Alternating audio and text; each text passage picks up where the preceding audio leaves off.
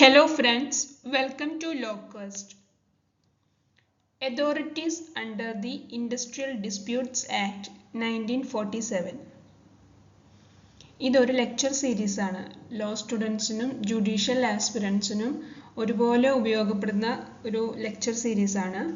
Industrial dispute ആക്ടിന്റെ കീഴിൽ വരുന്ന അതോറിറ്റീസ് എന്തൊക്കെയാണെന്ന് നോക്കാം.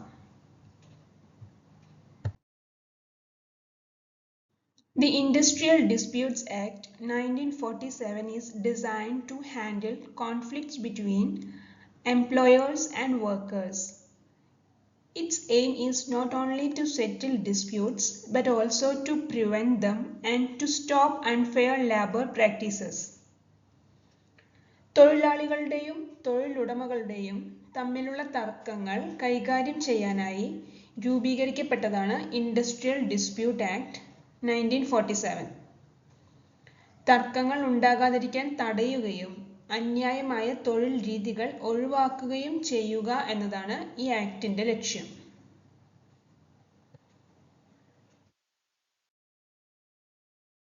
In Chapter 2, the Act introduces different authorities that deal with disputes in industries. These authorities can be grouped into two main categories. First category, authorities mean to prevent and look into disputes. The second category, authorities mean to settle and decide disputes. Industrial Dispute Act പ്രകാരം അതോറിറ്റീസിനെ നമുക്ക് രണ്ടായി divide ചെയ്യാം.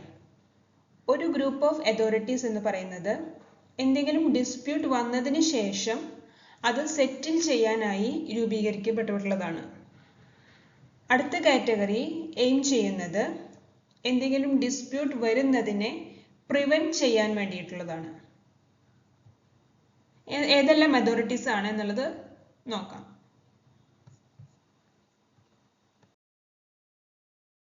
Works committee, conciliation officers, board of conciliation officer, courts of inquiry, labour court, industrial tribunal, national tribunal.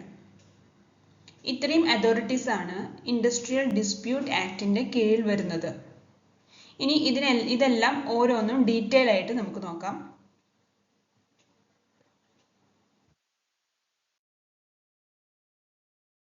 First one, works committee. Section 3 industrial dispute act 1947. Section 3ലാണ് works കമ്മിറ്റിയെ കുറിച്ച് പറയുന്നത്. Applicable to industries with 100+ workmen over such number worked in the last 12 months. Formation by general or special appropriate government. 100 അതിലധികമോ workmen ഉള്ള ഒരു ഇൻഡസ്ട്രിയിലോ അല്ലെങ്കിൽ കഴിഞ്ഞ 12 മാസമായിട്ട് അത്രയും നമ്പർ, അതായത് 100-100ലധികമോ വർക്ക്മെൻ വർക്ക് ചെയ്തിരുന്ന ഇൻഡസ്ട്രിക്ക് ആണ് ഈ ഒരു വർക്ക് കമ്മിറ്റി ബാധകമായിട്ടുള്ളത്. അവിടെയാണ് വർക്ക് കമ്മിറ്റി രൂപീകരിക്കാൻ സാധിക്കുകയുള്ളൂ. ഇത് രൂപീകരിക്കുന്നത് അപ്രോപ്രിയേറ്റ് ഗവൺമെന്റ് ആയിരിക്കും.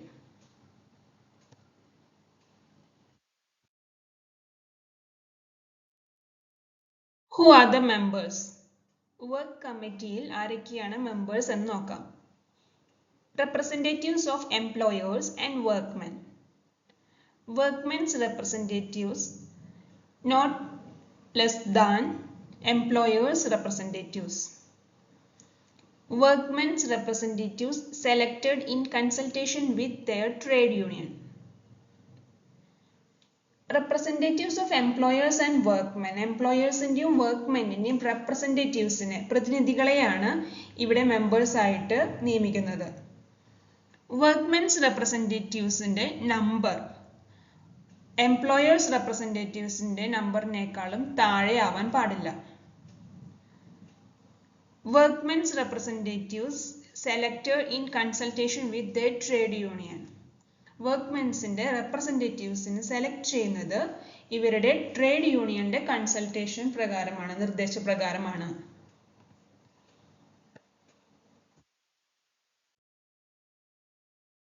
റെസ്പോൺസിബിലിറ്റീസ്. വർക്ക് കമ്മിറ്റിയുടെ റെസ്പോൺസിബിലിറ്റീസ് എന്തൊക്കെയാണെന്ന് നോക്കാം. promote good relations between employers and employees, discuss matters of common interest, address and make every effort to resolve any serious differences of opinion relating to such matters. എംപ്ലോയേഴ്സും എംപ്ലോയീസും തൊഴിലാളികളും തൊഴിലുടമകളും തമ്മിലൊരു നല്ല റിലേഷൻസിനെ promote ചെയ്യുക, അവരുടെ common interest, common ആയിട്ടുള്ള പ്രശ്നങ്ങളും കാര്യങ്ങളും discuss ചെയ്യുക, അതുപോലെ ഡിഫറെൻ്റ് ഒപ്പീനിയൻസ് വരികയാണെങ്കിൽ അതിനെ റിസോൾവ് ചെയ്ത് ഒരു ഗുഡ് റിസൾട്ട് നൽകുക എന്നിങ്ങനെയാണ് വർക്ക് കമ്മിറ്റിയുടെ റെസ്പോൺസിബിലിറ്റീസ്.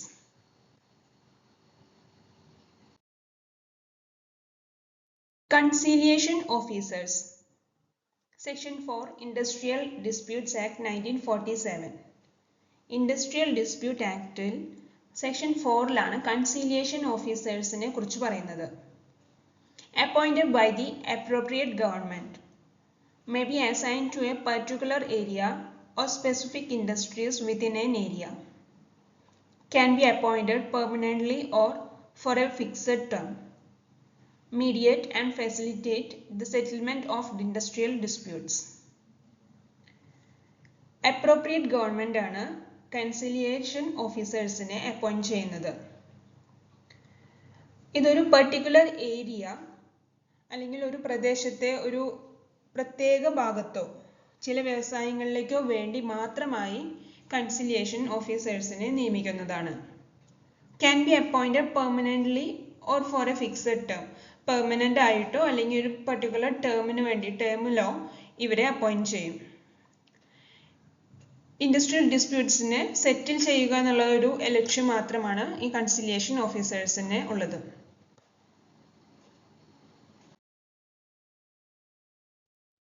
അടുത്തതായി boards of conciliation. Section 5 industrial disputes act 1947. Industrial disputes ആക്ടിൽ സെക്ഷൻ 5 ബോർഡ്സ് ഓഫ് കൺസിലിയേഷൻ എന്ന് പറയുന്നത്. Constituted by the appropriate government. Appropriate government ആണ് ഇത് കോൺസ്റ്റിറ്റ്യൂട്ട് ചെയ്യുന്നത്.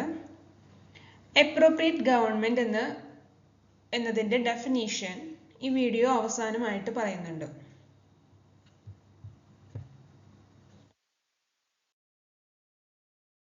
Who are the members? Boards of കൺസിലിയേഷന്റെ മെമ്പേഴ്സ് ആരൊക്കെയാണെന്ന് നോക്കാം. Chairman must be an independent person. ഒരു ഇൻഡിപെൻഡന്റ് പേഴ്സൺ ആയിരിക്കും ഈ ഒരു അതോറിറ്റിയുടെ ചെയർമാൻ. 2 or 4 members. ചെയർമാന് പുറമെ 2 അല്ലെങ്കിൽ 4 മെമ്പേഴ്സ് വേണം. ഈ മെമ്പേഴ്സ് ആരൊക്കെയാണ്? Represent the parties to dispute in equal numbers. Members are appointed on the recommendation of the concerned party. ആ മെമ്പേഴ്സ് പാർട്ടീനെ റെപ്രസെന്റ് ചെയ്യുന്നവരായിരിക്കണം, ഈക്വൽ നമ്പേഴ്സ് ആയിരിക്കണം. If a party fails to recommend within the prescribed time, the government may appoint representatives on its own.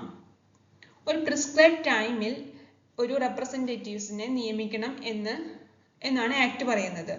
അപ്രകാരം ചെയ്യാൻ സാധിച്ചില്ല എങ്കിൽ ഗവൺമെന്റിനെ directly റെപ്രസെന്റേറ്റീവിനെ നിയമിക്കാവുന്നതാണ്.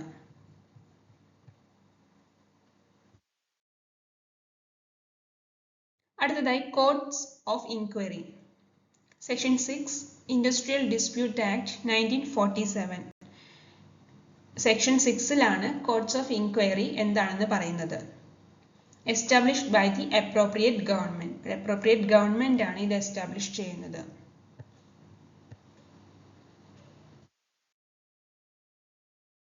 Who are the members? Courts of inquiry members ആരൊക്കെയാണ്? 1 independent person or 2 or more independent persons as decided by the government. ഒരു independent person ഉണ്ടായിരിക്കും, അല്ലെങ്കിൽ 2 or more independent persons, അവരെ ഗവൺമെന്റ് ആണ് ഡിസൈഡ് ചെയ്യുന്നത്. If there are 2 or more members, one shall act as the chairman. ഇനി ഈ മെമ്പേഴ്സിൽ 2 or more persons ഉണ്ടെങ്കിൽ അതിൽ ഒരാൾ ചെയർമാൻ ആയി ആക്ട് ചെയ്യും. റെസ്പോൺസിബിലിറ്റീസ് എന്തൊക്കെയാണെന്ന് നോക്കാം.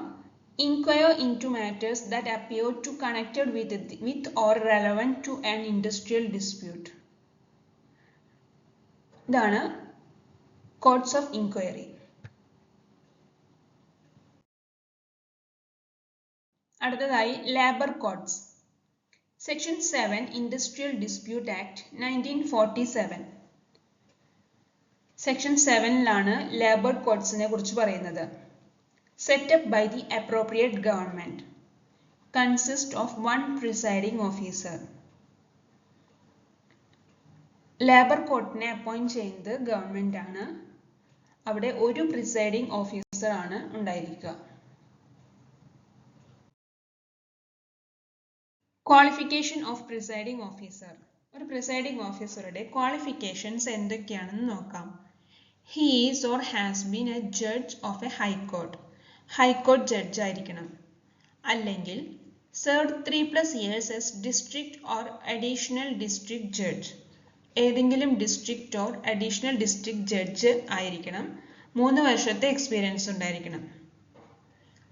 അതുമല്ലെങ്കിൽ held a judicial office in India for 7+ years.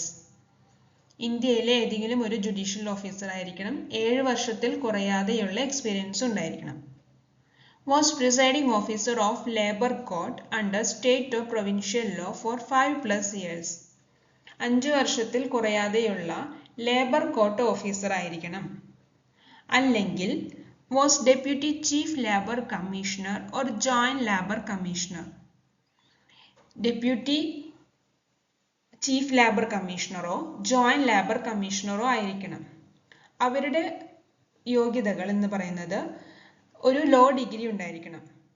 അതുപോലെ തന്നെ 7 വർഷത്തിൽ കുറയാതെയുള്ള ലേബർ ഡിപ്പാർട്ട്മെന്റ് എക്സ്പീരിയൻസ് ഉണ്ടായിരിക്കണം. Including 3 years as conciliation officer. 3 വർഷം കൺസീലിയേഷൻ ഓഫീസറായി ഉള്ള പരിചയവും ഉണ്ടായിരിക്കണം. അതുമാത്രമല്ല, ഈ ഒരു പ്രിസൈഡിംഗ് ഓഫീസർ ആയിരിക്കണമെങ്കിൽ must resign from government service before appointment. Government സർവീസിൽ നിന്ന് റിസൈൻ ചെയ്തിട്ടുണ്ടായിരിക്കണം.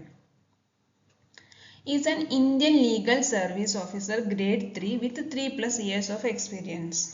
ഗ്രേഡ് 3യിൽ വരുന്ന ലീഗൽ സർവീസ് ഓഫീസർ 3 വർഷത്തിൽ കുറയാതെ എക്സ്പീരിയൻസ് ഉള്ള ആൾക്കും പ്രിസൈഡിംഗ് ഓഫീസർ ആകാം.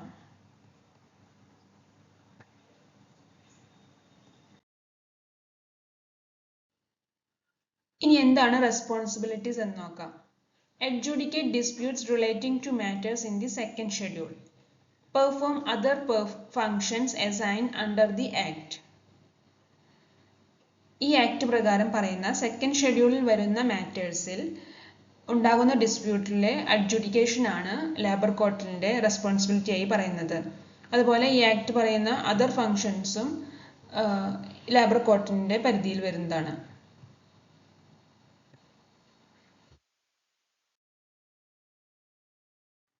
സെക്കൻഡ് ഷെഡ്യൂളിൽ എന്താണ് പറഞ്ഞിട്ടുള്ളതെന്ന് നോക്കാം. Propriety or legality of orders under standing orders. Application and interpretation of standing orders. Discharge or dismissal of workmen, including reinstatement or relief for wrongful dismissal. Withdrawal of customary concessions or privileges. Legality of strikes or lockouts. All matters not included in the third schedule. Standing order പ്രകാരമുള്ള ഉത്തരവുകൾ എവിടെ പ്രയോഗിക്കണം, എങ്ങനെ പ്രയോഗിക്കണം, ശരിയാണോ തെറ്റാണോ എന്നിങ്ങനെയുള്ള കാര്യങ്ങൾ, തൊഴിലാളിയെ പുറത്താക്കൽ അല്ലെങ്കിൽ പിരിച്ചുവിടൽ പോലുള്ള കാര്യങ്ങൾ, തെറ്റായ രീതിയിലാണ് പുറത്താക്കപ്പെട്ടിട്ടുള്ളത് എന്നുണ്ടെങ്കിൽ അതിൻ്റെ നഷ്ടപരിഹാരം കാര്യങ്ങൾ, പ്രത്യേക അവകാശങ്ങൾ എന്തെങ്കിലും ഉണ്ടെങ്കിൽ അത് പിൻവലിച്ചാൽ എന്തെല്ലാം ചെയ്യാം, നിയമപരമായി എന്തെല്ലാം നേരിടാം, സമരം, ലോക്കൗട്ട് എന്നിവ നിയമപരമാണോ എന്നിങ്ങനെയുള്ള കാര്യങ്ങളാണ് സെക്കൻഡ് ഷെഡ്യൂളിൽ പറയുന്നത്. അതുപോലെ തേർഡ് ഷെഡ്യൂളിൽ പറയുന്ന കാര്യങ്ങൾ ഒഴികെയുള്ള ഈ ആക്ട് പറയുന്ന എല്ലാം സെക്കൻഡ് ഷെഡ്യൂളിന്റെ കീഴിൽ വരുന്നതാണ്.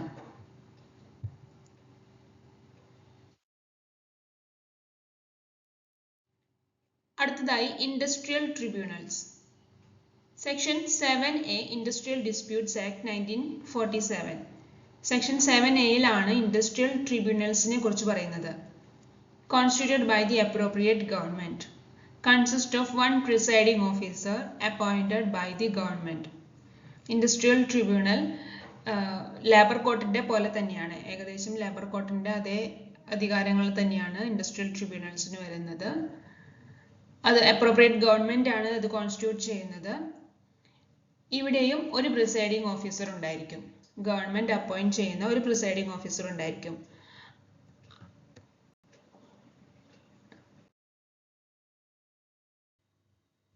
Qualification of presiding officer. എന്തൊക്കെയാണ് ക്വാളിഫിക്കേഷൻസ് നോക്കാം. Judge of a high court, present or former. High court judge ആയിരിക്കണം, അല്ലെങ്കിൽ district or additional district judge with at least 3 years service. 3 വർഷത്തെ സർവീസ് ഉള്ള ഏതെങ്കിലും district or additional district judge ആയിരിക്കണം. Or deputy chief labour commissioner or joint commissioner of state labour department. Labour ഡിപ്പാർട്ട്മെന്റിലെ deputy chief labour കമ്മീഷണറോ അല്ലെങ്കിൽ joint കമ്മീഷണറോ ആയിരിക്കണം. അവർക്ക് പ്രത്യേകമായി law degree നിർബന്ധമാണ്. 7 വർഷത്തെ എക്സ്പീരിയൻസും ഉണ്ടായിരിക്കണം. ആ 7 വർഷത്തിൽ 3 വർഷം കൺസിലിയേഷൻ ഓഫീസർ ആയിട്ടുള്ള എക്സ്പീരിയൻസും വേണം. അതുമാത്രമല്ല, must resign from government service before appointment. ഇവിടെ പ്രിസൈഡിംഗ് ഓഫീസറായി അപ്പോയിന്റ് ചെയ്യുന്നതിന് മുൻപ് ഗവൺമെന്റ് സർവീസിൽ നിന്നും റിസൈൻ ചെയ്തിട്ടുണ്ടായിരിക്കണം. Indian legal service officer grade 3 with 3+ years experience. അതുപോലെ ലീഗൽ സർവീസ് ഓഫീസർ ആയിരിക്കാം, അവർക്ക് 3 വർഷത്തിൽ കൂടുതലുള്ള എക്സ്പീരിയൻസും ഉണ്ടായിരിക്കണം.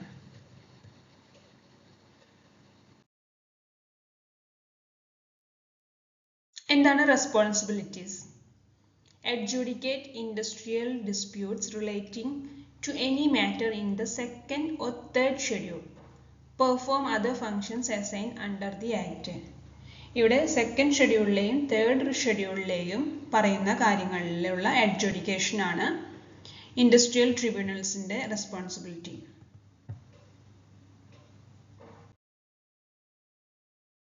തേർഡ് ഷെഡ്യൂൾ എന്താണെന്ന് നോക്കാം. Wages including mode and period of payment, allowances, compensatory and others, hours of work and rest intervals, leave with wages and holidays, bonus, profit sharing, provident fund, gratuity, shift working beyond standing orders, classification by grades, rules of discipline, rationalization of systems, retrenchment of workmen and closure of establishments, any other prescribed matter. ഇത്രയും കാര്യങ്ങളാണ് third ഷെഡ്യൂളിൽ വരുന്നത്. ഈ മാറ്റേഴ്സിൽ എന്തെങ്കിലും ഡിസ്പ്യൂട്ടോ എന്തെങ്കിലും കാര്യങ്ങൾ വരുമ്പോൾ industrial ട്രിബ്യൂണലിന്റെ കീഴിലാണ് ഇത്രയും മാറ്റേഴ്സ് വരുന്നത്.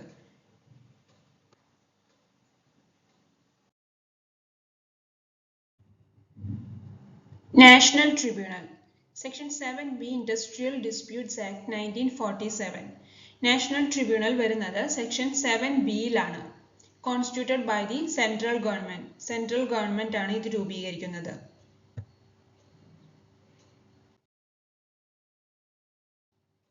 Constitution. One presiding officer appointed by the Central Government must be a judge of a high court, present or former. Government may appoint 2 assessors to assist and advise the tribunal.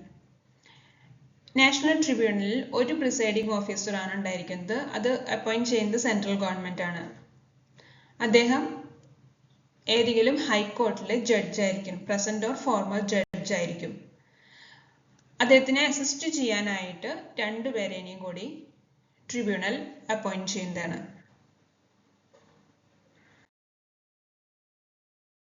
എന്തൊക്കെയാണ് functions? Involve questions of national importance or affect industries or establishments located in more than one state. National importance ഉള്ള കാര്യങ്ങളിലുള്ള disputes വരുമ്പോഴാണ് national ട്രിബ്യൂണലിന്റെ കീഴിൽ വരുന്നത്.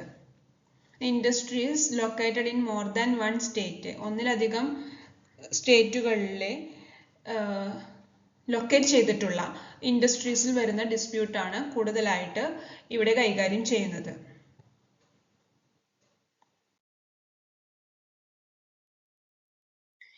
Industrial disputes ആക്ടിന്റെ അണ്ടറിൽ വരുന്ന authorities ഏതെല്ലാമെന്നും അവിടെയുള്ള presiding ഓഫീസറുടെ qualifications responsibility എന്തൊക്കെയാണെന്ന് നമ്മൾ കണ്ടു. ഇനി ഇവരുടെ ഡിസ്ക്വാളിഫിക്കേഷൻ എന്താണെന്ന് നോക്കാം.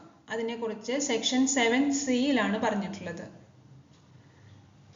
He is not independent or he has attained the age of 65 years. ഇത് രണ്ടുമാണ് ഈ ലേബർ ഓഫീസറിന്റെ ആയാലും ലേബർ കോർട്ടിലായാലും ട്രിബ്യൂണൽസിലായാലും നാഷണൽ ട്രിബ്യൂണൽസിലായാലും അപ്പോയിന്റ് ചെയ്യുന്ന പ്രിസൈഡിംഗ് ഓഫീസറുടെ ഡിസ്ക്വാളിഫിക്കേഷൻ. സെക്ഷൻ സിയിലാണ് ഇത് പറയുന്നത്.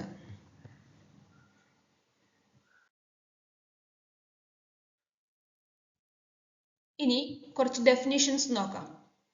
സെക്ഷൻ 2 ഡെഫിനിഷൻസ് വരുന്നത്. സെക്ഷൻ 2 ഈ അതോറിറ്റീസുമായി റിലേറ്റഡ് ആയിട്ടുള്ള കുറച്ച് ഡെഫിനിഷൻസ് എന്തൊക്കെയാണെന്ന് നമുക്ക് നോക്കാം. Section 2 close A appropriate government. ഇതിന് മുൻപുള്ള സ്ലൈഡുകളിൽ നമ്മൾ കണ്ടു അപ്രോപ്രിയേറ്റ് ഗവൺമെന്റ് ആണ് ഓരോ ലേബർ കോർട്ടിനെ ആണെങ്കിലും മറ്റു വർക്ക് കമ്മിറ്റി ആണെങ്കിലും അപ്പോയിന്റ് ചെയ്യുന്നത് അപ്രോപ്രിയേറ്റ് ഗവൺമെന്റ് ആണെന്ന് കണ്ടു. എന്താണ് അപ്രോപ്രിയേറ്റ് ഗവൺമെന്റ്? അതിന്റെ ഡെഫിനിഷൻ ആണ് സെക്ഷൻ 2 ക്ലോസ് എയിൽ പറയുന്നത്. In relation to any industrial dispute concerning any industry carried on by or under the authority of central government, railway company or any such control industry as may be specified in this behalf by the central government. ഇതാണ് appropriate governmentന്റെ definition.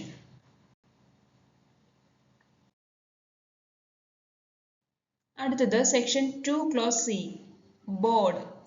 Board means a board of conciliation constituted under this act. Section 2 clause D conciliation officer.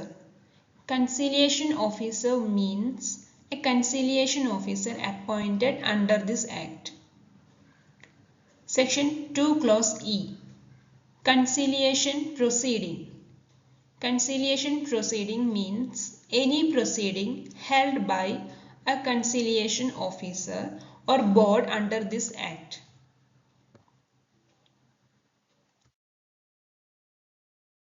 Section 2 clause F court.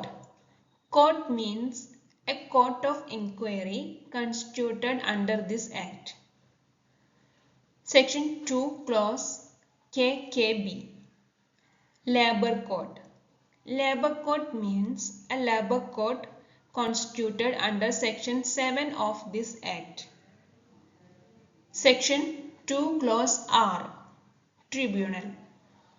Tribunal means an industrial tribunal constituted under section 7A and includes an industrial tribunal constituted before the 10th day of March 1957 under this act. Thank you for watching Locust. ഈ വീഡിയോയുടെ തുടക്കത്തിൽ പറഞ്ഞതുപോലെ ഇതൊരു lecture series ആണ്.